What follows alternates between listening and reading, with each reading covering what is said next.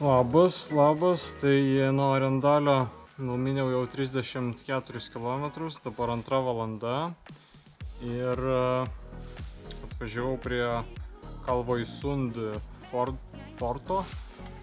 Tai fortas veikia 1940–45 metais maždaug, 39 buvo įrengtas. Tai pavaikščiosiu, apsižiūrėsiu šitą lokaciją ir su vokiečių kariuomenės čia buvo įkurtas, kadangi Vokietija buvo ar pilnai okupavusi, ar dalinai okupavusi Norvegiją. Ir čia buvo lyg apsaugoti apsaugant Arendalio miestą ar kažkaip taip. Tai būtent šitoje lokacijoje prie pat jūros. Nueisim pasižiūrėsim tai jaus ir lygtais apie 50 netgi skaičiuojama pastatų čia buvo anksčiau ir bunkerių, tai jos visus sudėjus. Kol kas čia tokia pastogė įdomi, tai skautų. Welcome to the Scout Yard, Kalvesund skautų namelis. Naime prie jūros arba ant tų fortų, ant tų bunkerių. Pažiūrėsim, kas ten gero. Ten ta stovyklavietė. Va, tik truputį paėjus, jau iš karto galima matyti pirmosius bunkerius. Pajungsiu šviesą.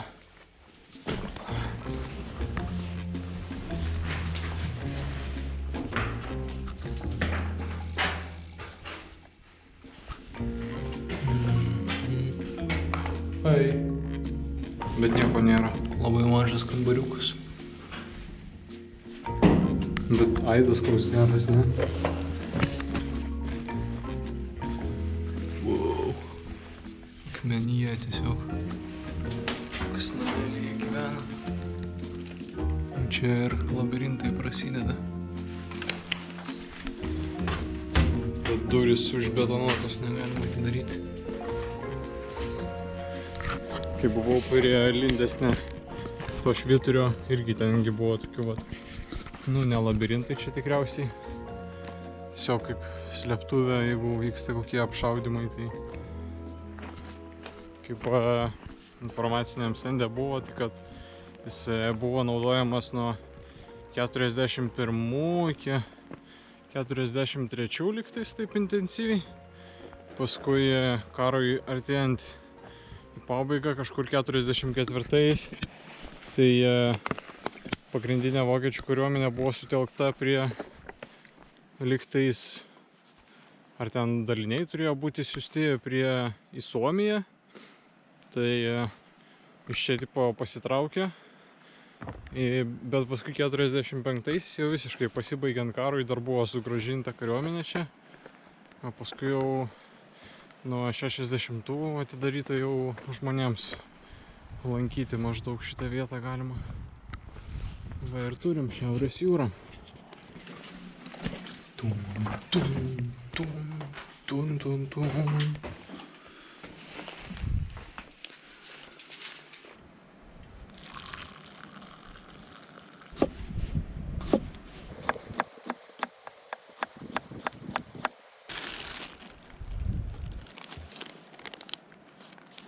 Čia kakavos gėrimas. Labai trūksta man pieno būtų, čia jis daug geriau tikęs negu tik vanduo. Tai šiandien palikau Mildos ir Arūno namus apie 10 valandą. Atsikėliau apie 8, bet jau nieko namuose neradau, tad prisėdau, sumontavau video, dar papusryčiavau. Na ir ką, susidėjau daiktus ir išvažiavau. Vakar žiūrinėjausi, kada čia planuočiau pasiekti Stokholmą. Tai galvoju apie kokią spalio vidurį taikyti. Tarp 14 ir 18 dienų kažkur tais taip labai preliminariai primetus. Vakar čia pasiskaičiavau, tai kiek čia lieka, gal dar 900 ar 800 km. Na, reiks dar pavažiuoti Kol kas, manau, palygumą išsilaikys Norvegijoje dabar, palei pakrantę važiuoti, o paskui gali Švedijoje šiek tiek duoti kalvelių. Nebus jau, manau, tokių kalnų didžiulių, o kalvelės nedidelės. Visai gerai čia šiandien jau užsiminė, jeigu dabar jau apie kiek ten 35 liktai, sakiau, kilometrai, o dabar tik tais 2 valanda, tai dar tiek padaryti ir dar truputį, tai būtų visai super. Ir čia yra tokia vieta, jeigu taip tiesiog tiesia linija į aną pusę brėžtume, tai apie 130 km ir bus Danija, Danijos šiaurinė dalis, toks Skagen miestas, tai į aną pusę 130, o jeigu į aną pusę brėžtume, tai atsidurtume Švedijoje prie Göteborgo kažkokiais.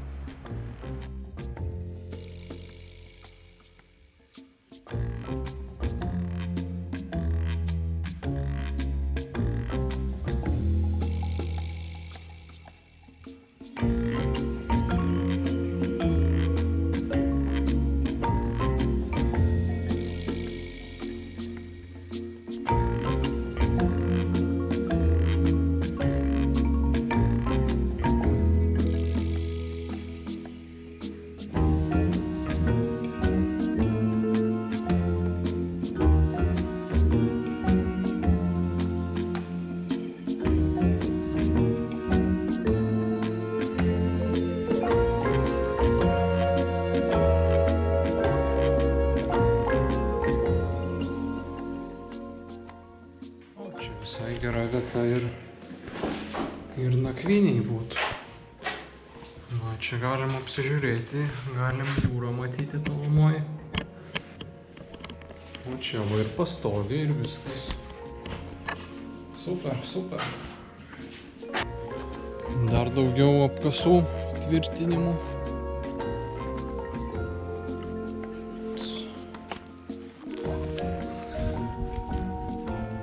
Viskas paliekam ir pradedam minti toliau. O kelyje dar viena graži rudens diena. Lapai stipriai parudavę, pageltonavę. Kai kurie auga vijokliai, tai jie net raudoni pasidarė tokie. Smagu važiuoti visai. Ir kvapas kartais pareina nuo lapų. Tikrai geras orelis važiuoti palei pakrantę čia Norvegijos. Nice, nice. Gali būti šiandien keltas bus, jis už 40 km. Atrodo Røsby, ar kaip miestas tas vadinasi. Na, lyg turėtų dar būti per šiandien arba rytoj keltas. You want my powers, I will show you where they go. You like the wind, I'll tell you where it goes.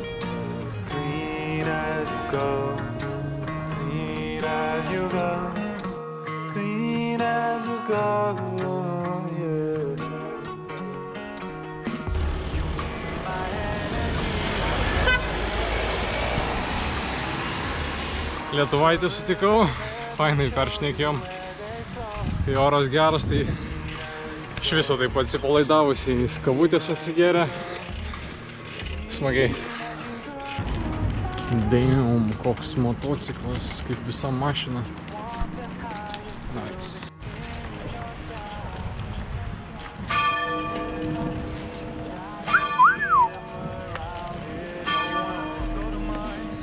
It's full of mercury. Keep my water clean, free from PVC. How many pieces of plastic in the Tennessee River? I hope this makes you see things clearer.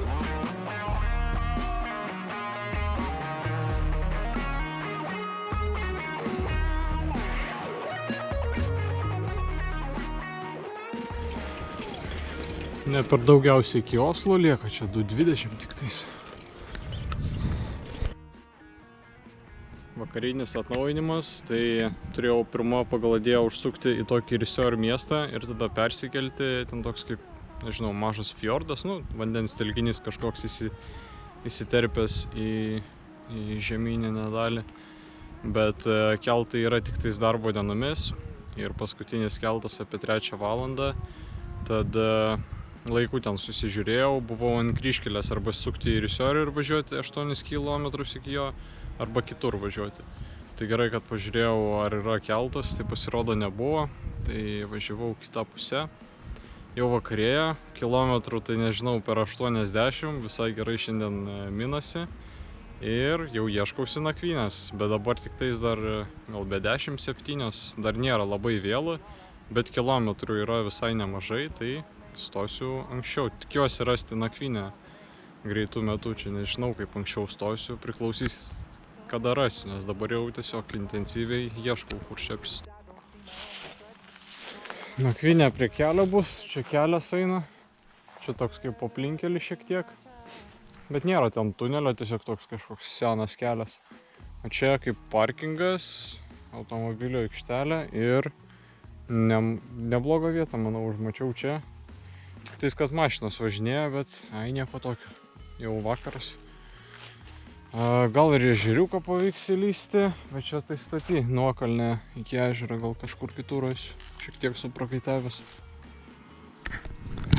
Neblogai, vien tik laikrodis 86 km, bet jis ne visada fiksavo.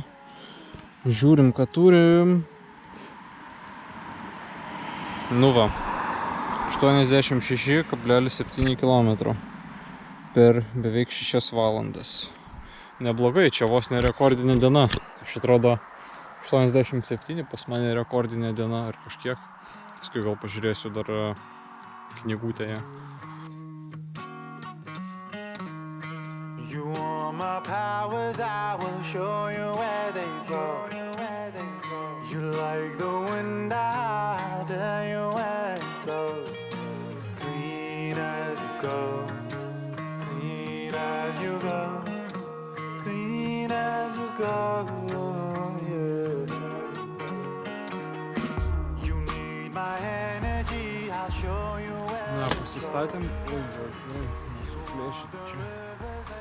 pabandysiu gal paieškot išsimaudimo vietelės. Varom iki ežero.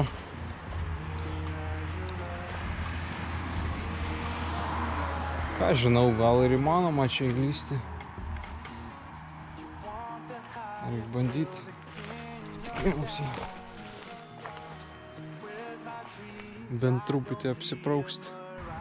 Tai iš tiesų rekordinė diena šiandieną, nes 86 km, didžiausias kilometrų skaičius buvo pirmom kelionės dienomis, buvo apie 84 pasiekta.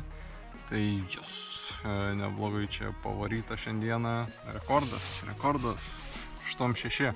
Bet kaip anksčiau važiuodavau, tai man norma būdavo nuvažiuoti po 90, po 80. Anksčiau tai sakau, tai praeitais metais, užpraeitais, kai kokias keliones darydavau. Bet dabar tokiu tempu, kai dar reikia ir video sumontuoti, ir, pagrindė video sumontuoti, tai čia visai gerai, čia ir kalniukų šiek tiek buvo, bet ne kalniuko, kalvų, galima taip geriau sakyti, nes kalnai tai jau buvo, kai važiavau šiek tiek šiauriau, dabar jau taip daug lengviau. Taip pakyli ir vėl nusileidė, pakyli ir nusileidė, tai visai gerai. Na ką, gaminuosi vakarienę ir paskui parodysiu, ką čia susiveikiau. Bus tokia, manau, daržovienė vos ne, tai kol kas morkos su bulvėmis ir dar Milda davė burokėlių, tai manau dar juos apvirsiu ir gal dar makaronų įdėsiu truputį ir turėsim tokį stiprų valgį. Vyksta, makaronai paruošti ir burokai. Noriu pirmą apvirti truputėlį ir tada burokus sudėti, tada vėl šiek tiek apvirti ir tada makaronus. Va, bus kažkoks toks vyralas su burokėliais, makaronai, jau į pabaigą. O aš noriu jau pabaigti šitą video iš 51-osios kelionės dienos ir susimatome rytoj. Ačiū, kad žiūrėjot ir iki pasimatymo. Ate. as you go.